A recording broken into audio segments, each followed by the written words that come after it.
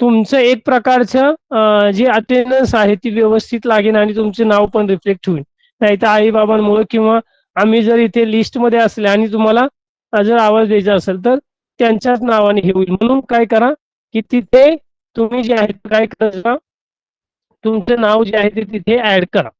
बर, थोडस आपण 8-10 दिवस जो आपले मागच्या वेळेस जो क्लास झालता म्हणजे पाठ झालता थोडस आपण रिवाइज करणार आहे आणि मग आपण नवीन एक पाठाला जी आहे ती सुरुवात करणार आहे. कोणता पाठ पाहिला होता आपण मागच्या तासाला? कोण सांगतंय? पूजा सांग बरं. काय सांगायचे सर? मागच्या तासाला कोणता पाठ आपण अभ्यासले होता? सर सॉरी मी मागच्या क्लासला नव्हते. ओके, सांगू? हा सांगा. सर मी सांगू पाश्चात्य परंपरा, इतिहास लेखन पाश्चात्य परंपरा. ओके, मी आता त्यावर प्रश्न पण घेणार. तुम्हाला जी वर्कशीट मिळाल्या होत्या का दोन्ही सोडवायला, तुम्ही सोडवल्यात ग्रुपवर? नाही सर, भेटलीच नाही. नाही, ग्रुपवर टाकली होती, तुम्हाला होमवर्कला पण दिलं होतं. याचा स्वाध्याय सोडवलाय सर्वांनी? हो सर, पण ग्रुपवरती ना ते सोडवला. सोडवलेला आहे. बर, जरी त्याचे म्हणजे प्रत्येक चॅप्टर वाईज आपण वर्कशीट बनवलेले आहेत, प्रश्नपत्रिका त्या तुम्हाला काय करायच्या, सोडवायच्या आहेत. तर मग जर मिळालेली नसेल तर आज आपला क्लास संपल्यानंतर मी परत एकदा जे आहे ते साधारणतः तुम्हाला जे आहेत तर पाठवायला सांगतो की जेणेकरून तुम्ही आज काय करा, थोडासा हा पाठ वाचल्यानंतर तुम्हाला जे आहे स्क्रीन तुम्हाला दिसते का क्लिअर? नाही, परत रिवाइज झालंय. लेफ्ट का होते?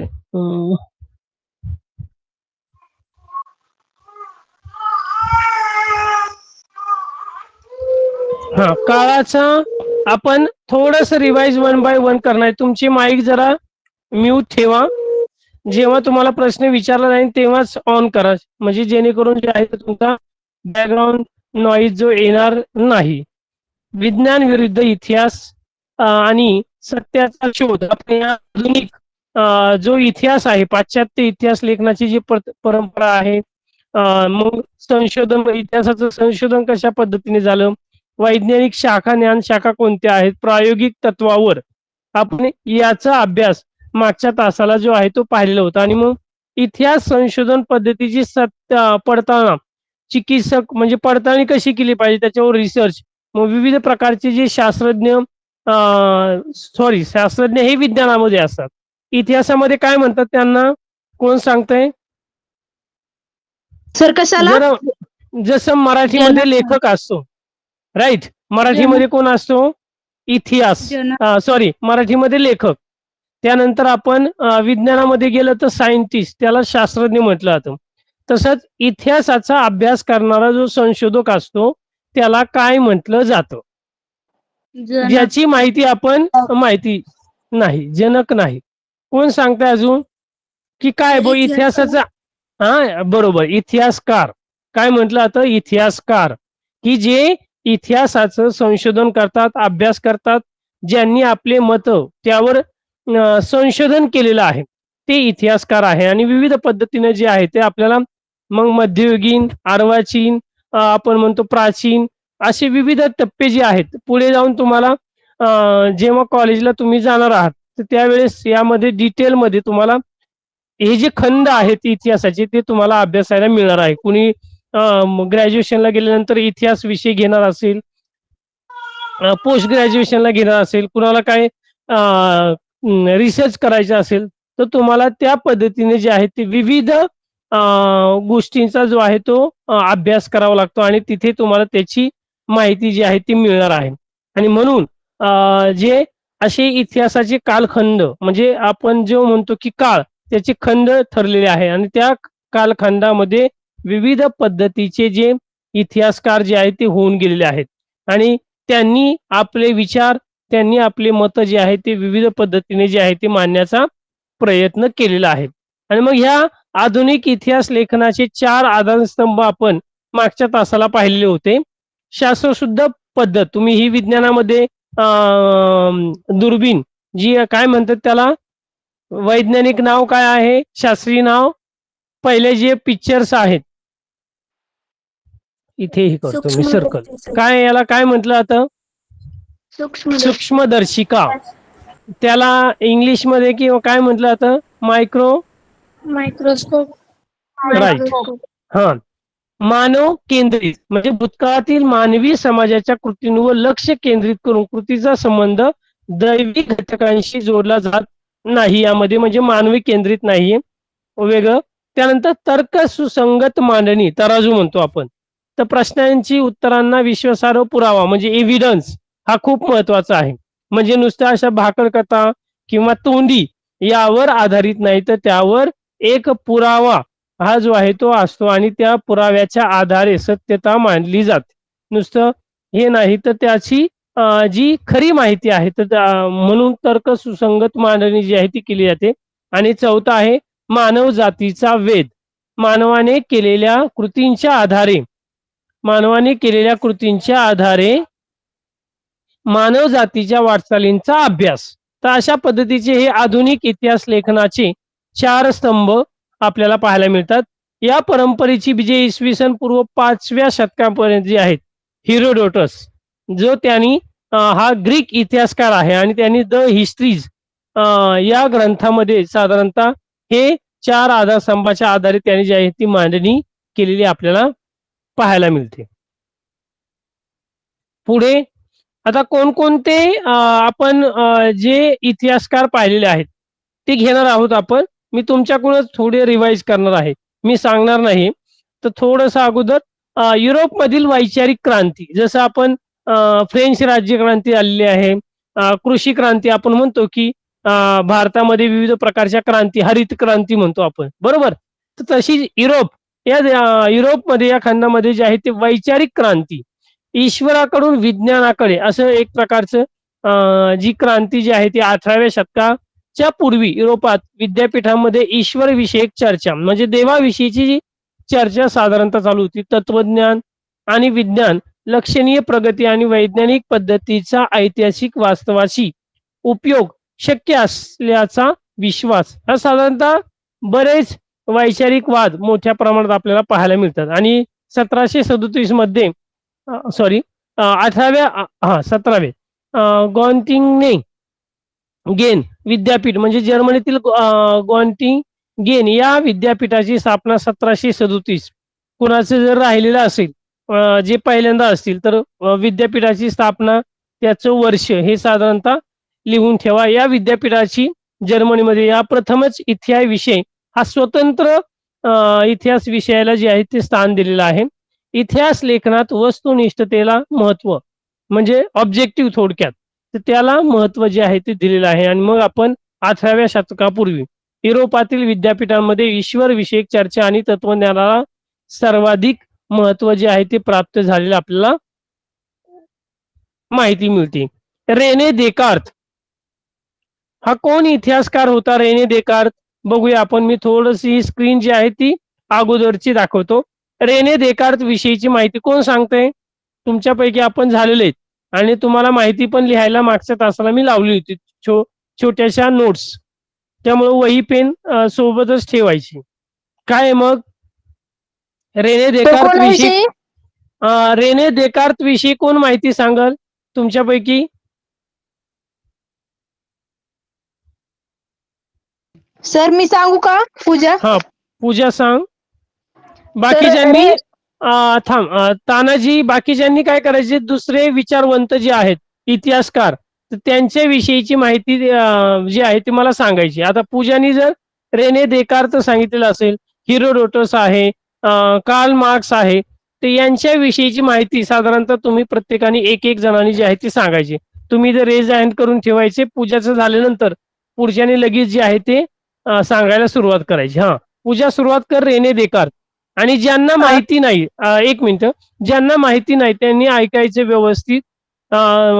जे पहिल्यांदाच आलेले असतील तर थोडं तुमची पण रिवाइज होईल आणि क्लास संपल्यानंतर साधारणतः तुम्हाला हा पाठ जो आहे तो व्यवस्थित वाचन करायचं आहे. सुरुवात कर पूजा. रेने देकार्त हा खूप फ्रेंच तत्वज्ञ होता आणि त्याचं म्हणणं होतं की इतिहास लेखनासाठी वापरल्या जाणाऱ्या ऐतिहासिक साधनांची विशेषतः कागदपत्रांची तपासून घेणे आवश्यक आहे असं त्याचा आग्रह होता किंवा म्हणणे होते. आणि त्याने डिस्कॉर्ड ऑफ द मेथड हा ग्रंथ लिहिला होता आणि त्याच्यात एक नियम लिहिला होता. तो होता की एखादी गोष्ट सत्य आहे असे निशंकरित्या प्रस्थापित होत नाही तोपर्यंत तिचा स्वीकार कदापिही करू नका, हा त्याचा त्या ग्रंथात मांडलेला नियम होता. आणि त्याचं कार्यकाल हा 1596 ते 1650 एवढा होता. तो युरोप मधील विचारवंत होता. अगदी बरोबर. हा जो रेने देकार्त आहे युरोप विचारवंत की ज्याने 1596 ते 1650 सत्य संशयाचा सिद्धांत आणि कठोर पडताळणी हा त्यांनी साधारणतः आणि डिस्कॉर्स ऑन द मेथड हा त्याचा ग्रंथ आहे. एखादी गोष्ट सत्य आहे की निसंशयरित्या प्रस्थापित होत नाही तर तोपर्यंत तिचा म्हणजे ती काय ती सत्य आहे की नाही याची पडताळणी करूनच पाहणे हा त्याचा संशयाचा थोडक्यात सिद्धांत रेने देकारचा होता. इतिहास लेखनासाठी कागदपत्रांची विश्वासार्हता म्हणजे कुठलंही आहे डॉक्युमेंट जे आहेत तर ते व्यवस्थित तपासून घेणे खूप महत्वाचं आहे. त्यानंतरच त्यावर त्याचा स्वीकार करणे त्यावर विश्वास ठेवणे असं साधारणतः रेने देकार्त हा आपल्या साहित्यामध्ये आपल्या ग्रंथामध्ये जो आहे तो मांडत आहे आपल्या सिद्धांतामध्ये मांडत आहे. आता पुढचा जो इतिहासकार आहे एकच मिनिट कोण सांगतंय थांब एकच मिनिट रागिनी पण सांगणार आहे. ओके रागिनी तू सुरुवात कर बाकीचे पुढचे तयार तुम्ही प्रिपेअर करून ठेवा आणि रिपीट नको सगळ्यांनी सांगायचे सगळ्यांची इन्व्हॉल्वमेंट जी आहे ती असायला हवी. सर जो व्हॉल्टेअर होता त्याचा कार्यकाळ 1694 ते 1778 होता आणि व्हॉल्टेअरचं जे मूळ नाव होतं ते फ्रान्स मरी अधे होतं आणि त्याचं म्हणणं असं होतं की इतिहासाची मांडणी करताना मानवी जीवनाचा सर्वांगी विचार व्हायला हवा आणि हा विचार पुढे आला त्या दृष्टीने व्हॉल्टेअर आधुनिक इतिहासाचा जनक होते असं म्हटलं जायचं. व्हॉल्टियर विषयीची जी आहे ती माहिती रागिनीने सांगितलेली आहे. व्हॉल्टियर कोण होता किंवा हा जे आहे तर त्यांनी कशाविषयीची माहिती थोडक्यात जी आहे ती आपण पाहिलेली आहे ती थोडक्यात स्क्रीनवर एकदा रिवाइज करतो मी. व्हॉल्टियर 1694 ते 1778 आधुनिक इतिहास लेखनाचा जनक हा मेन आहे. आधुनिक इतिहास लेखनाचा जनक याला म्हटलं जातं. हा जो इतिहासकार आहे या इतिहासकाराने मग काय ते इतिहासाची मांडणी जी आहे तर करताना काय केलं पाहिजे मानवी जीवनाचा सर्वांगीण विकास हा त्याने काय केला आहे तर याचा समावेश जो आहे तो असायला हवा. मूळ जे आहे तर काय जर विचार व्हायला हवा म्हणजे मानवाचं अस्तित्व मानवाचा विचार जो आहे तो कुठेतरी त्यामध्ये व्हायला हवा आणि त्याचं मूळ नाव फ्रान्सवा मरी अरुए जे आहे ते आहेत. समाजाची परंपरा व्यापार आणि आर्थिक व्यवस्था असेल शेती असेल केवळ राज्य महाराज्य आणि युद्ध यावर न होता पूर्ण मानवी जीवनाचा विचार त्यामध्ये जो आहे तो व्हायला हवा असा मूलभूत विचार व्हॉल्टियरने मांडलेला आहे. खूप छान. रागिनी पुढचं कोण सांगतंय विनोद तू सांगतोय माझा आवाज येतो विनोद. Yes sir. काय नाव आहे तुझं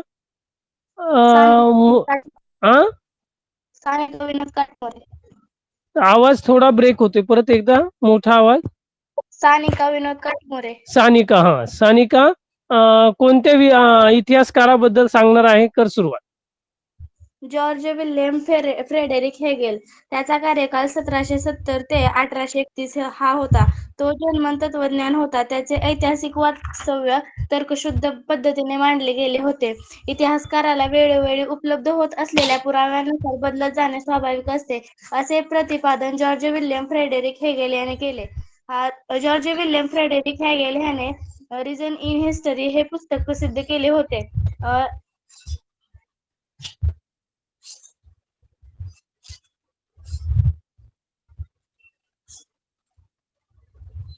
हेगेल विषयीची माहिती जी आहे तर सानिकाने सांगितलेली आहे.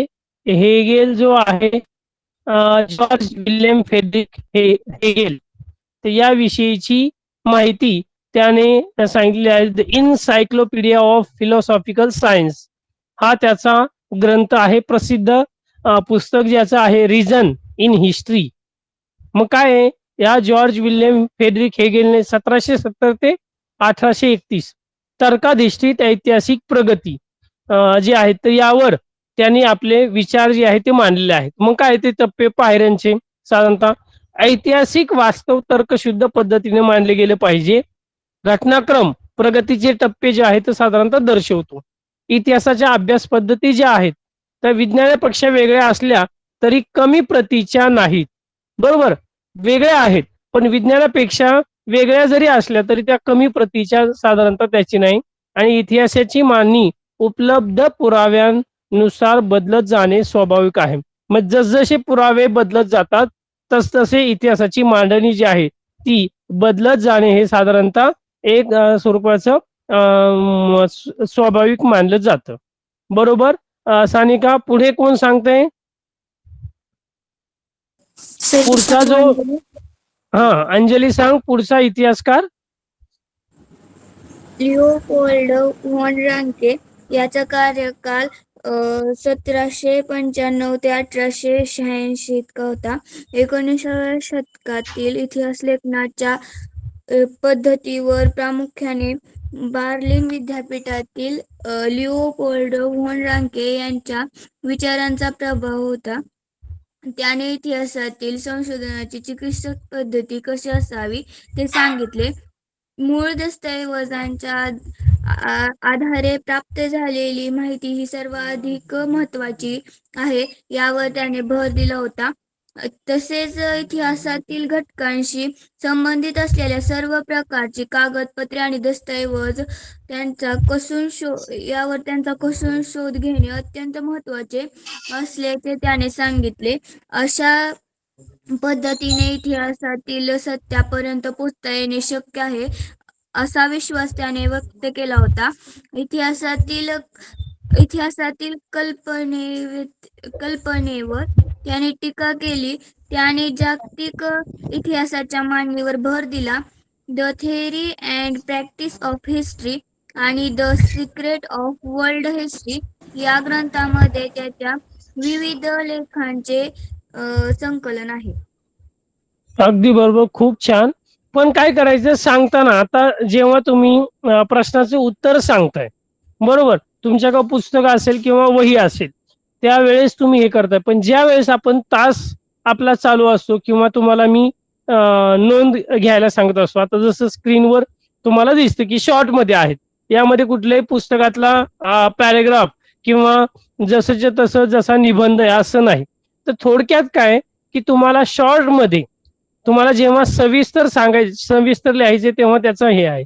पण जेव्हा तुम्ही क्लासमध्ये उत्तरं सांगता हे थोडक्यात साधारणतः तुम्हाला सांगता आलं पाहिजे महत्वाचे मूळ पॉइंट. कारण आपल्याला 1 तास असणार आहे आणि त्यामध्ये तुमच्या सर्वांची माहिती पटकन साधारणतः जी आहे ती इन शॉर्ट मध्ये अर्ध्या मिनिटात साधारणतः तुम्हाला तो एक विचारवंत एक इतिहासकाराची माहिती जी आहे ती थोडक्यात सांगता आली पाहिजे. मेन लिओपोल्ड व्हॉन रांके 1795 ते 1886 याचं मूळ दस्तऐवजांचं अंतिम सत्य काय आहे तर हे थोडक्यात त्यांनी आपला विचार मांडलेला आहे. मग त्याचे मुख्य विचार काय आहेत तर त्याला बर्लिन विद्यापीठाचा प्रभाव होता. ऐतिहासिक घटकांशी संबंधित कागदपत्रांचा त्यांनी कसून शोध घेतलेला आहे. मूळ दस्तऐवजांचा आधार प्राप्त झालेली माहिती सर्वाधिक तो म्हणतो की मेन एव्हिडन्स हा महत्वाचा आहे. त्याचे ग्रंथ मग कोणते तर इतिहास लेखनात काल्पनिकतेवर कठोर टीका त्यांनी केलेली आहे आणि जागतिक इतिहासाच्या मांडणीवर त्यांनी भर दिलेला आहे. त्याचा जो ग्रंथ आहे the theory and practice of history आणि the secret of world history हे थोडक्यात तुम्हाला साधारणतः हे सांगता आलं पाहिजे. तुम्हाला स्क्रीनवर दाखवण्याचा हेतू किंवा काय की आपण ज्या वेळेस हे करतो कारण पुस्तकात वाचून पॅरेग्राफ तुम्हाला जसं जसं उतरून सांगणं तर ते तुम्हाला पण करायचं आहे. पण त्यातून निवडक जो मुख्य किंवा जो महत्वाचा पाठ आहे तो तुम्हाला काढता आला पाहिजे. आता जेव्हा तुम्ही प्रश्नाचं उत्तर पेपरमध्ये लिहिणार आहात, बरोबर, पेपरचं लिहिताना आता तुम्हाला माहिती आहे की नाही काय माहित, पण या आता ज्यांचे 10वीचे पेपर झालेत किंवा काय त्यांच्याशी भेट नाही आली, पण तुम्हाला एक अनुभव म्हणून सांगता येईल की बरेच जणांची आता मी पेपर जेव्हा चेक केले किंवा तुमचे मित्रमैत्रिणी 10वीला असतील की बऱ्याच जणांना मार्क पडले किंवा त्यांनी रिव्हॅल्युएशन रिचेकिंगला पेपर टाकलेले असतात. तर काय आहे की जास्त काय नाही की तुम्ही किती कसं लिहिलेलं आहे ते आम्ही बघितलं बऱ्याच जणांनी, पण त्यामध्ये एवढं काही साधारणतः फरक होत नाही. पण तुम्हाला मुद्देसूद मांडणी करणं खूप महत्वाचं आहे. आता साधारणतः तुम्हाला 2 ते 3 मार्काचा प्रश्न दिलाय तर साधारणतः तुम्हाला 7-8 5 ते 6 ओळीत उत्तर लिहिणं अपेक्षित आहे, पण त्याचे महत्वाचे मुद्दे लिहिणं खूप अपेक्षित आहे. तुम्ही पूर्ण पॅराग्राफ काय लिहिताय हे महत्वाचं नाही, तर त्यामधले महत्वाचे पॉइंट कोणते आहेत, मुद्दे कोणते आहेत, इतिहासामध्ये हे लिहिणं खूप महत्वाचं आहे. आपण हिंदी असेल, मराठी असेल, इंग्रजीमध्ये असतो, प्रश्नाचं उत्तर एक पॅराग्राफ वगैरे लिहित बसतो.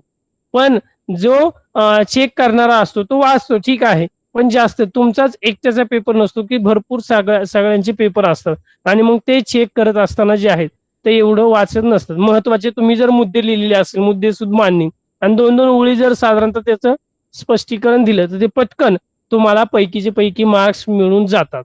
म्हणून हे लक्षात ठेवायचे. तर उत्तर सांगताना म्हणा किंवा तुम्ही आता इथून पुढे जेव्हा आहे तर शॉर्ट मध्ये साधारणतः तुम्हाला सांगता आलं पाहिजे. त्याची दैनंदिन ही तुमचे नोट्स व्यवस्थित काढता आले पाहिजे की जेणेकरून तुम्हाला पेपरमध्ये सुद्धा जर तुम्हाला विचारवंत आला, हे समजा 4-5 विचारवंतांची माहिती लिहा, तर तुम्हाला शॉर्ट मध्ये लिहिता आली पाहिजे. तुम्ही जर काय करत गेला, जास्त लिहित गेला तर तुम्हाला टाइम जास्त मिळणार नाही, बरोबर, तुमचा टाइम त्याच प्रश्नाला जास्त जाईल. म्हणून हे लक्षात आतापासूनच ठेवा चांगल्या प्रकारे. मी आपण 1 महिन्याने जेव्हा तुमची युनिट टेस्ट वगैरे असेल तर त्यावेळेस तुम्हाला अजून माहिती मी पेपर विषयीची सांगणार आहे, कारण मागच्या विद्यार्थ्यांना एवढं नाही, पण ज्या वेळेस मी बोर्डामध्ये पेपर चेकिंगला वगैरे आम्ही जातो त्यावेळेस तर भरपूर असे पेपर जे आहेत ते पाहायला मिळतात की कशा पद्धतीने लिहिलेले आहेत, पण मांडणी जी आहे ती काहींची व्यवस्थित नसते आणि त्यामुळे प्रेझेंटेशन हे खूप महत्वाचं आहे. हे अनुभव तुम्हाला थोडे थोडे जे आहेत ते मी त्यावेळेस जे आहे ते तुम्हाला सांगेल आपल्या पेपरच्या अगोदर, की जेणेकरून तुम्हाला त्याचा जो आहे तो फायदा नक्कीच होईल. तो खूप छान. आता पुढचा विचारवंत कोण सांगतंय? हॅलो. Yes sir. हा, पुढचा विचारवंत कोण सांगताय आता? अरे स्क्रीन का लॉक झाली? एकच स्क्रीन दिसते का तुम्हाला? सर कार्ल मार्क्स का? वेट वेट वेट, स्क्रीन दिसते का सर्वांना? No sir. नाही दिसत. बर, हा, कोण सांगायला सुरुवात करते काल? हा बर, कोणाला सांगायचे काल मार्क्स विषयी? एकच सर मी मिनिट. सांगू पूजा? हो, पूजा थांब, तू एक सांगितलेलं आहे. पूजा व्यतिरिक्त अजून ज्यांनी सांगितलेलं नाही त्यांच्यापैकी कोण सांगताय? अरे स्क्रीन काही झाली. हा, हॅलो. सर आवाज ब्रेक होत होता, काय सांगायचं एकदा हा, पुन्हा? आता पुढचा जो इतिहासकार आहे, पुढच्या इतिहासकाराविषयीची माहिती अजून आहेत ना का संपले?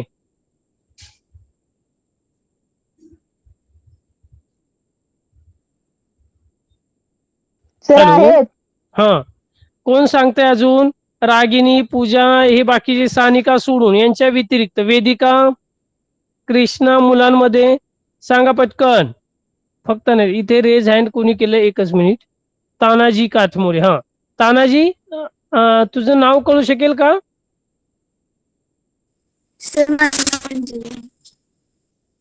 आवाज ब्रेक होतोय. हा, परत एकदा सांग.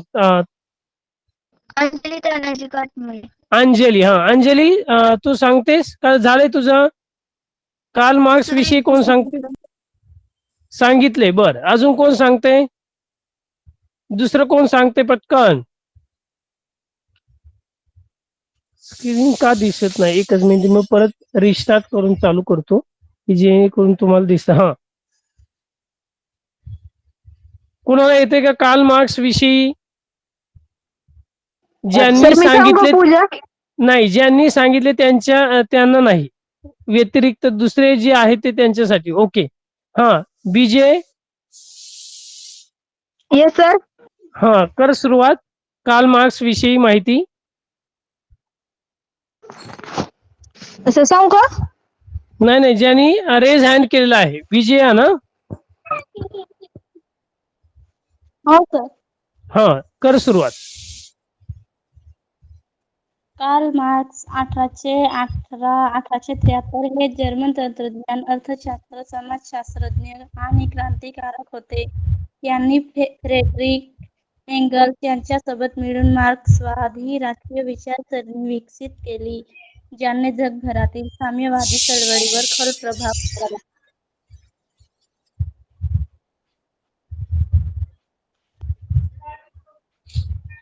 त्याचं महत्वाचा एखादा हे सांगता येईल काय आहे त्याचं महत्वाचा एक पॉइंट?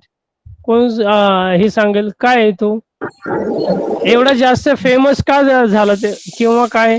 आजही इतिहासामध्ये जे आहेत कार्ल मार्क्सचा सिद्धांत म्हणून जे आहेत तर हायलाइट केलं जातं, महत्वाचं इम्पॉर्टंट. का बरं एवढं सर का महत्व त्या? हा सर, त्यांच्या ग्रंथांची नावे सांगू का? हो, एकच minute. The communist manifesto, Das capital. Sir तो एवढा फेमस का झाला सांगू का कार्ल मार्क्स? हा पूजा, थोडक्यात इन शॉर्ट मध्ये एका एका ओळीत सांगायची, जास्त नको हो सर. की आपल्याला बाकीचे पण हे करायचे, जास्त वेळ नको. हा तास आपण थोडासा काय करूया, रिवाइज नाही, पुढचा आपला लेसन झाला तरी चालेल, की थोडस तुमचं रिवाइज व्हावं. कारण तुम्ही 7-8-10 दिवस साधारणतः सुट्टी होती आणि त्यानंतर की जास्त पटपट पुढे जाणं नाही, की तुम्हाला समजलं पाहिजे, तुमची उजळणी पण त्यामध्ये जी आहे ती व्यवस्थित झाली पाहिजे, म्हणून खूप महत्वाचं आहे. हा पूजा, थोडक्यात सांग. सर कार्ल मार्क्स याने एनल्स प्रणाली विकसित केली होती म्हणून तो जगप्रसिद्ध झाला होता. अगदी बरोबर आहे. ॲनल्स प्रणाली काय बरं? ॲनल्स प्रणाली काय काय बरं? कशासाठी काय आहे थोडक्यात सांगता येईल ॲनल्स प्रणाली?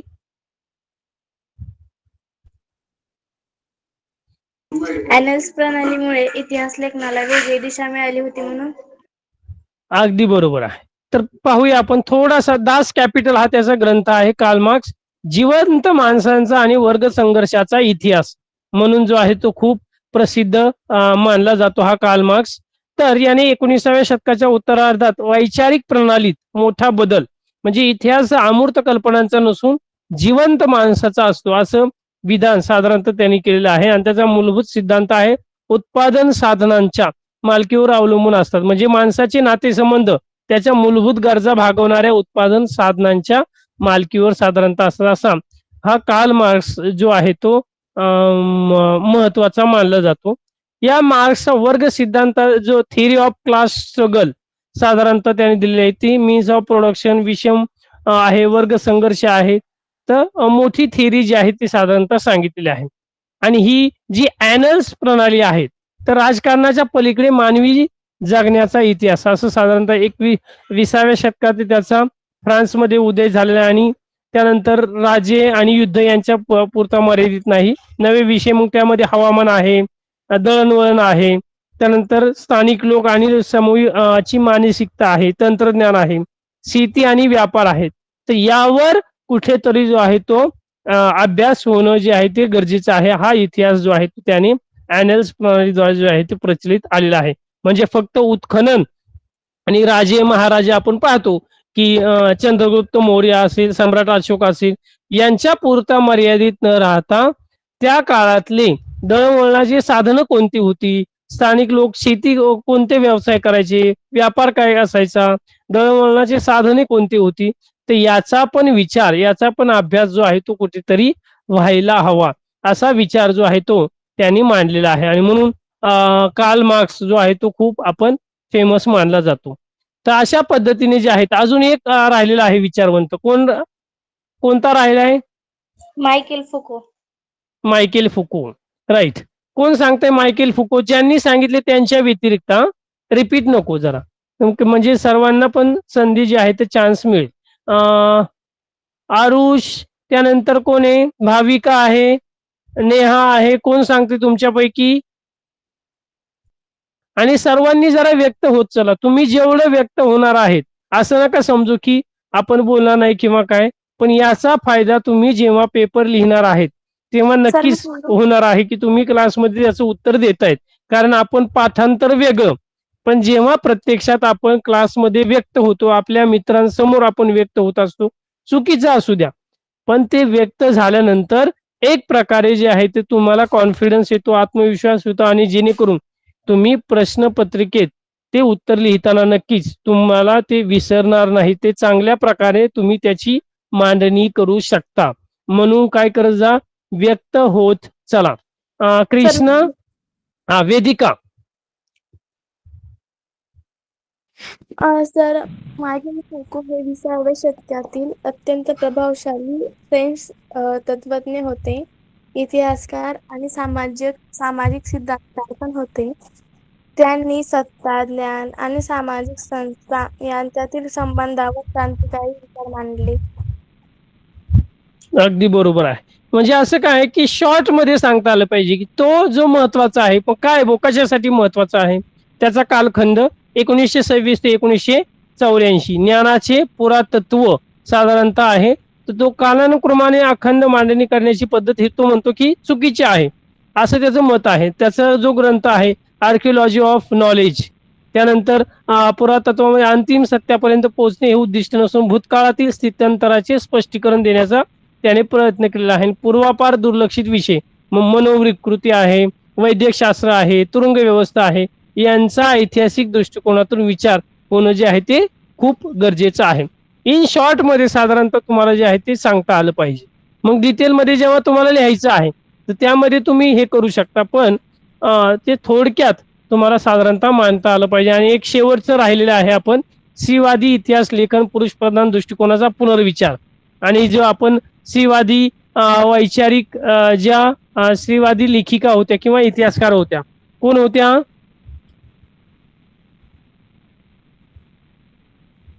काय सांगा बरं स्त्रीवादी विषयीचं थोडक्यात.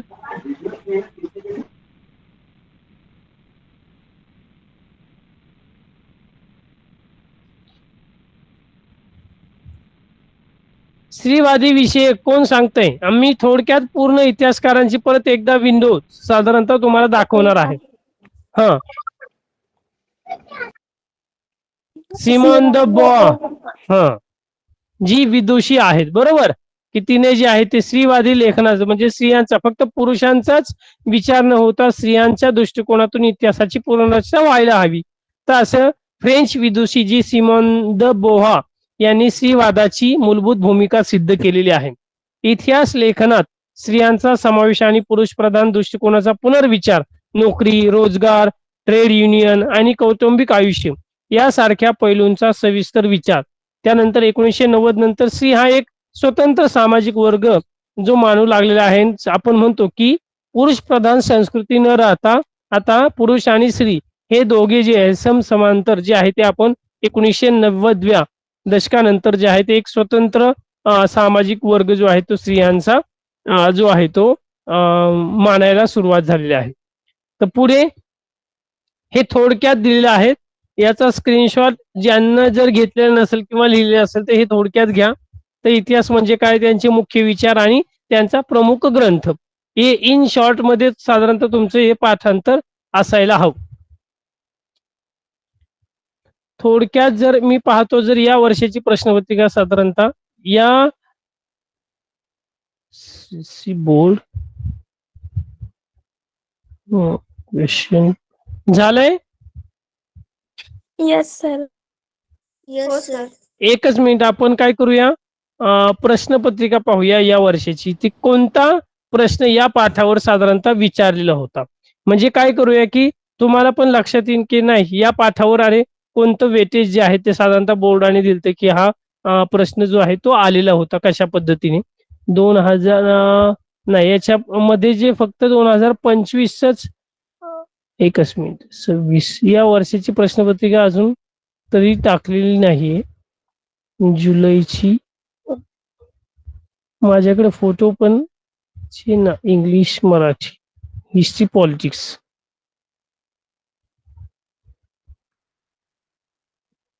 गेल्या वर्षाची पाहूया आपण, काय हरकत नाही.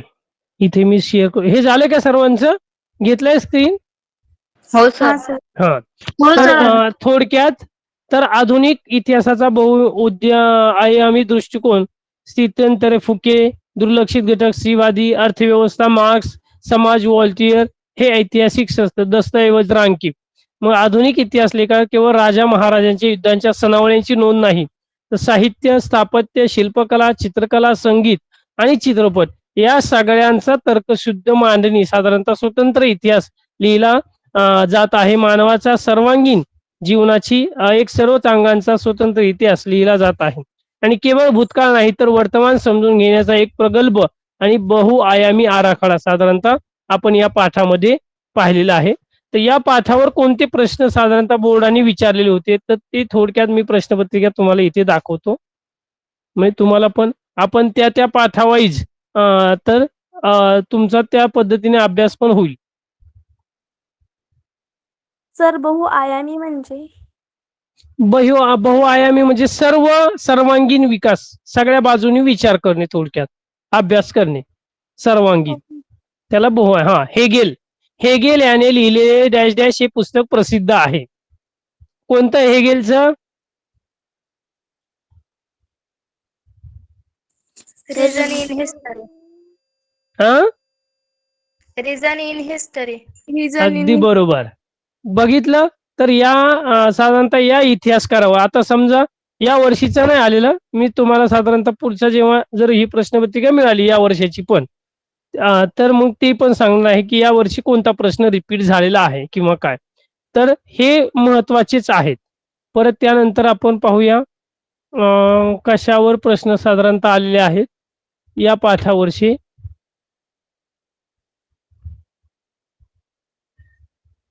हे गेला तुम्ही जर तुमच्याकडे वही पुस्तक जर असेल तर त्याला मार्क करून ठेवा आणि 2025 असा साधारणतः हे करून ठेवा. म्हणजे प्रश्नपत्रिकांचा पण तुम्हाला काय उपयोग होतो, कोणता प्रश्न रिपीट झालेला आहे की कोणती शक्यता आहे किंवा काय, तर हे करून ठेवत चला. जेव्हा जेव्हा तुमची वही असेल किंवा तुम्ही नोंदवही असेल तर हेगेलचा जो सिद्धांत आहे त्यावर 2025 साधारणतः लिहून ठेवा की 2025 ला यावर प्रश्न विचारलेला होता.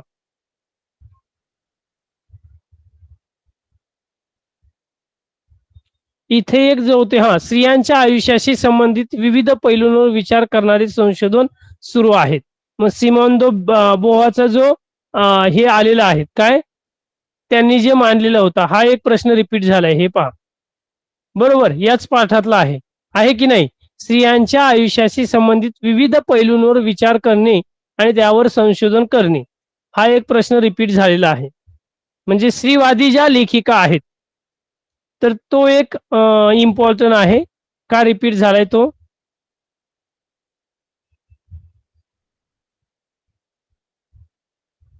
त्यानंतर अजून एखादा म्हणजे किती साधारणतः मार्क्सवादी इतिहास लेखन म्हणजे काय. हे बघा कार्ल मार्क्स आले का, पहिल्या किंवा दुसऱ्याच पाठातला आहे कार्ल मार्क्स आले का.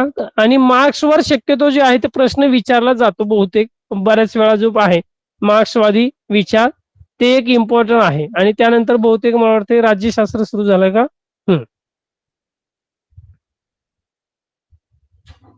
तर समजलंय साधारणतः हे 2 ते 3 स्त्रीवादी, हेगेल आणि कोणता मार्क्सचा जो सिद्धांत आहे हे साधारणतः जे आहे ते लक्षात ठेवा की तुम्हाला यावर प्रश्न जे आहे ते रिपीट झालेला आहे. या वर्षाची प्रश्नपत्रिकेत बघूया की या तिन्ही पैकी गेल्या वर्षाचे रिपीट झालेत का नवीन क्वेश्चन जे आहेत ते आलेले आहेत. तर ते पण आपण पाहूया. समजले सर्वांना. हो सर. सर. तुमच्यापैकी काही प्रश्न आहेत आता की या पाठावर या याच्यावर की आपण सर्वांना समजतंय आणि त्याचा फायदा नक्कीच तुम्हाला परीक्षेत जे आहे ते होणार आहेत. जे नवीन जॉईन झालेले असतील त्यांच्यापैकी वेदिका गेल्या वर्षी वेदिका जास्त वेदिका एक थोडक्यात आपण जरा थोडेसे 5 मिनिटं आहे. वेदिका गेल्या वर्षी आपला क्लास झालेला आहे. गेल्या वर्षी किंवा त्याच्या गेल्या वर्षी पण वेदिका होती क्लासमध्ये. बऱ्याच वेळा प्रश्नांची उत्तरं वगैरे वेदिका ही द्यायची. बाकीची पण आहे, रागिनी आहे, त्यानंतर बरेच जण आहेत, असं काही नाही. तर थोडक्यात की आपल्या क्लासचा आता तुमचा रिझल्ट वगैरे पण लागलेला आहे किंवा 9वीला वगैरे, तर याचा फायदा काय झालाय थोडक्यात वेदिका सांगशील. Yes sir. सर आम्हाला जे दिवसा शाळेत शिकवायचे ना त्याच्या पहिले तुमचं व्हायचं हा आणि आमची शाळेत रिव्हिजन व्हायची तर त्याच्यानंतर तुमची पण व्हायची. कसं मग आपली रिव्हिजन झाली ना एकदा लक्षात राहून जातं.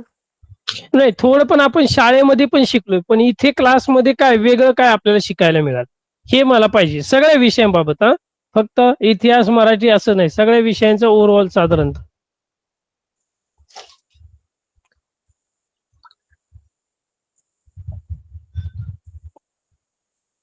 काय बरं सर मी काय? सांगू? हा सर रागिनी ना? नाही सर, दर्शना.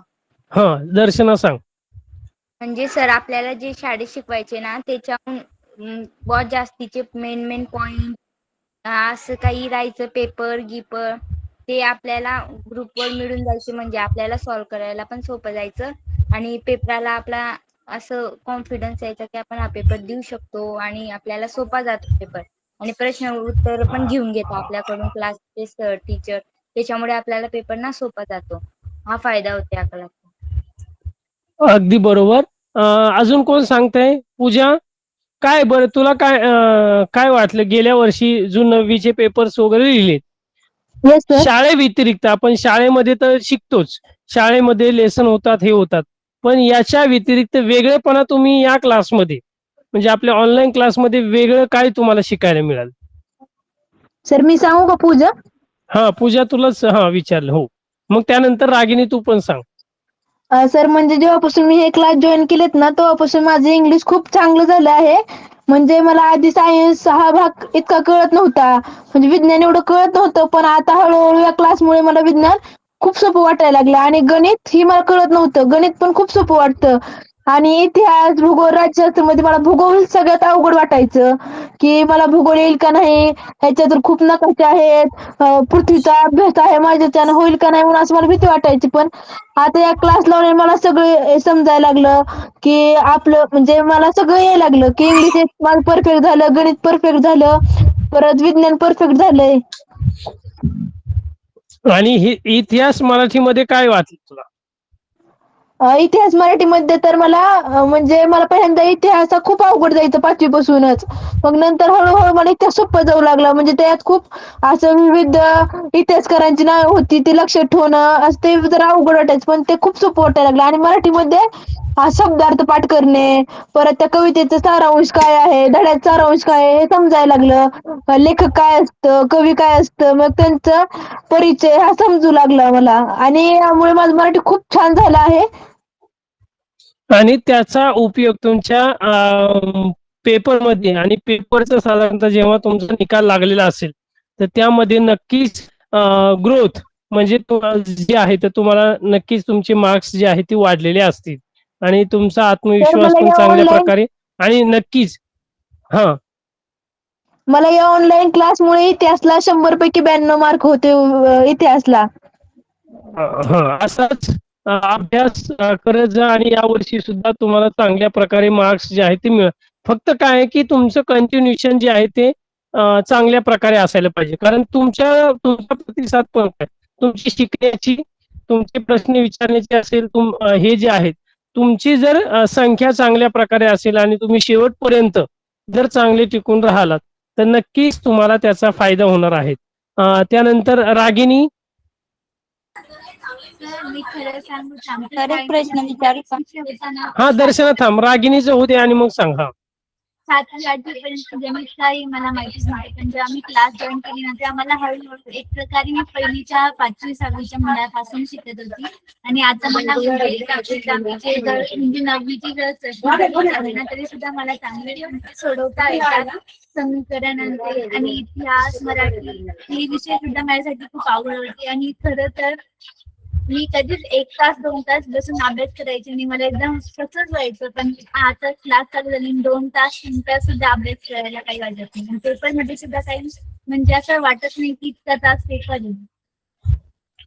आता बऱ्याच वेळा काय होतं की आपण तुम्ही शाळेत जाता, दिवसभर शाळेतून येता, त्यानंतर बऱ्याच वेळा काहींनी खाजगी क्लासेस वगैरे लावलेले असतात आणि मग शाळेतून आल्यानंतर तुम्ही परत तिथे 2-3 तास तुम्हाला जावं लागायचं. घरी आल्यानंतर तुमचं जेवण, परत लिखाण वगैरे असेल तर ह्या सगळ्या गोष्टी आणि त्यामुळे कुठेतरी तुम्हाला स्वतःला जो आहे तो वेळ मिळत नसायचा, म्हणजे बाकीच्या मुलांना साधारणतः मी सांगतो. यामुळं काय झालंय, तुम्हाला एक तर बोर होणार नाही, की जास्त करून शाळेतून आल्यावर तुम्ही आराम करणार, त्यानंतर तुम्हाला 7, 7:30 ते साधारणतः 9:30 हे 2 तास साधारणतः तुम्हाला जे आहे ते असं का व्यवस्थित, कारण आपण जास्त वेळ साधारणतः अर्धा 1 तास गेम खेळणं असेल, व्हिडिओवर मोबाईलमध्ये रील पाहणं असेल तर त्यामध्ये जातो. पण इथे बोर न होतं तुम्हाला विविध पद्धतीचे नवीन, फक्त पुस्तकातलं थोडक्यात नाही तर शॉर्टमध्ये तुम्हाला विविध स्क्रीनवर नवीन ग्राफ असतील, व्हिडिओ असतील आणि पीपीटीद्वारे जे आहे ते साधारणतः तुम्हाला नवनवीन माहिती जी आहे ती मिळते. आणि याद्वारे जे आहे ते तुम्हाला चांगल्या प्रकारे तुमचे जे प्रश्न असतील, तुमच्या ज्या काही डाऊट असतील ते व्यवस्थित चांगल्या प्रकारे समजतात इथे.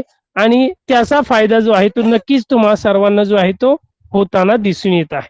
आणि म्हणून चांगल्या प्रकारे तुम्ही चांगल्या पद्धतीने जर अभ्यास केला तर जे आहे ते नक्कीच तुम्हाला यश, तुमचे जे आहे ते तुम्हाला चांगल्या प्रकारे जे आहे ते मार्क्स हे मिळणारच आहे. दर्शना, सर मला हे विचारायचं होतं, तुम्ही 10वीला आम्हाला मराठी पण शिकवणार आहे का?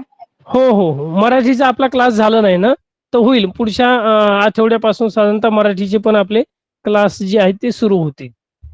मराठीचं आपण सगळं नाही, की जे अवघड पार्ट आहे आपण आता घेणार आहे, की जे शाळेत शिकवतो तेच नाही, तर त्याच्या व्यतिरिक्त महत्वाचं काय काय आहे, तुम्हाला परीक्षेच्या दृष्टिकोनातून पेपरमध्ये लिहिताना काय काय अडचणी येतात किंवा कोणता पाठ महत्वाचा आहे. आता मी जवळपास पाहतो की बरेच पेपर मी पाहिलेले आहेत, आता इव्हॅल्युएशनला आलेली होती किंवा चेकिंग मध्ये पण, मॉडरेशन मध्ये पण पाहिलेले आहेत, की बऱ्याच मुलांचं प्रेझेंटेशन असेल किंवा या गोष्टी आहेत तर बिलकुल ये नाही आणि त्याचे कुठेतरी मार्क्स जे आहेत ते तुमचे मायनस होताना पाहायला मिळतात. मग कुठे तुमचे मार्क्स कमी तुम्हाला मिळतात, कुठे मार्क्स जे आहेत तर तिथे वाढले पाहिजेत, या दृष्टिकोनातून आपण जे आहेत प्रयत्न करणार आहोत. आणि त्या पद्धतीने मराठीचे क्लास आपण व्याकरणावर जास्त भर देणार आहोत, जे जास्त वेटेज आहे मार्कांचं तर त्यावर आपण पाहणार आहोत. धडे कविता तर घेणारच आहोत, पण जे अवघड पार्ट आहे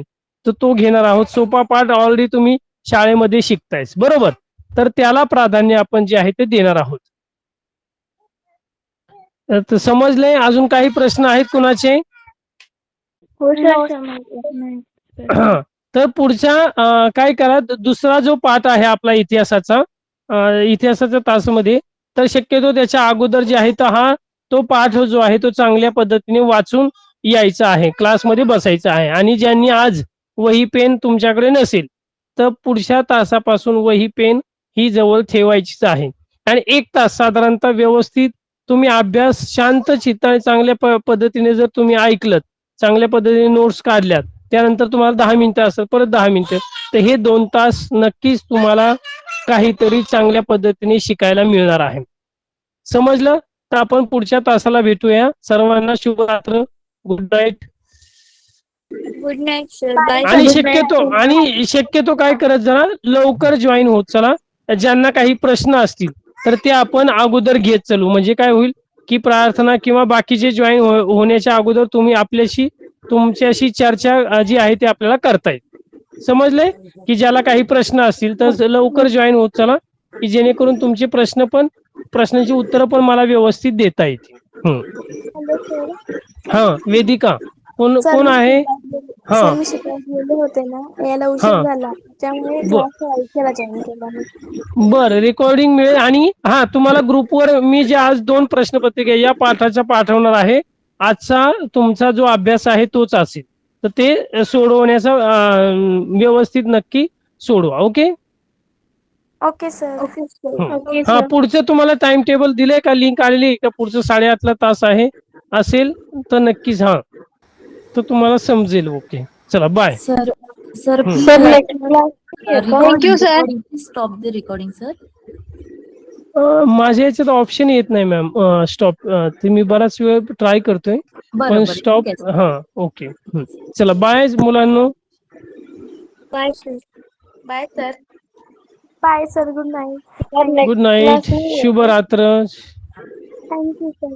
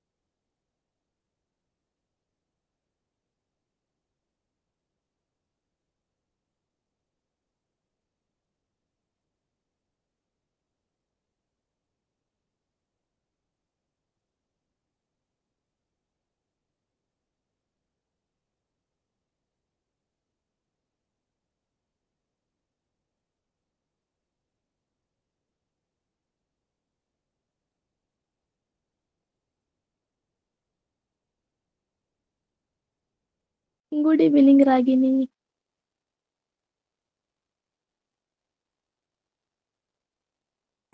गुड इव्हिनिंग.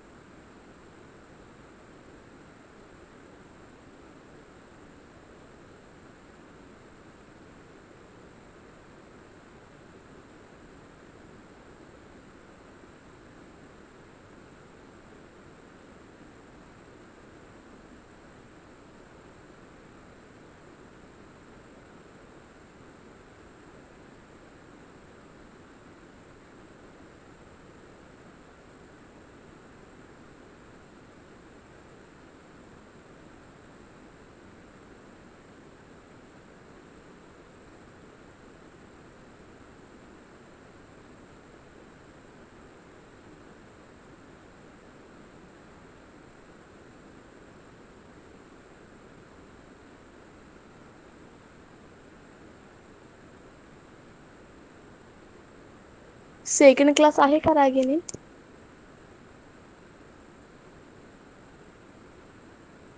जीमेल मध्ये तर होती पण ग्रुप मध्ये नव्हती.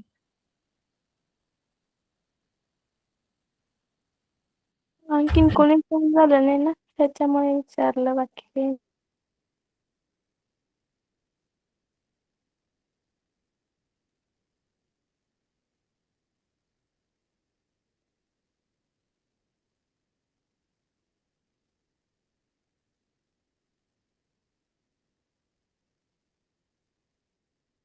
बाय रागिनी. बाय.